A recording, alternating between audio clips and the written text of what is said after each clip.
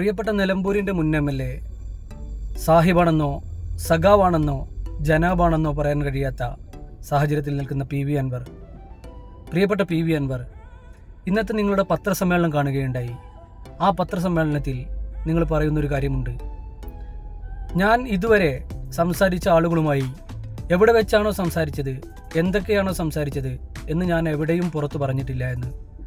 അങ്ങനെ പറയുന്നത് ഇസ്ലാമിക വിശ്വാസപ്രകാരം മുനാഫിക്കിൻ്റെ അടയാളമാണെന്ന് നിങ്ങൾ ആ പത്രസമ്മേളനത്തിൽ പറയുകയുണ്ടായി.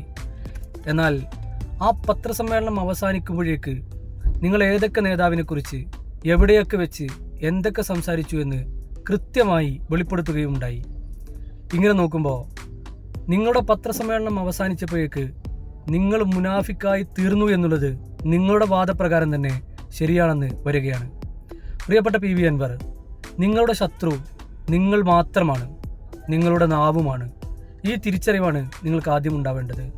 ഇന്ന് വന്നതുപോലെ ഒരു കുറിപ്പുമായി താൻ എന്തൊക്കെ പറയണമെന്ന് കൃത്യമായ ഒരു ധാരണയുമായി നിങ്ങൾ ഇതുവരെ പത്രസമ്മേളനം നടത്തിയിരുന്നു എങ്കിൽ ഇതിനേക്കാൾ മനോഹരമായൊരവസ്ഥയിൽ നിങ്ങൾ ഇന്ന് കേരള രാഷ്ട്രീയത്തിൽ നിൽക്കുമായിരുന്നു.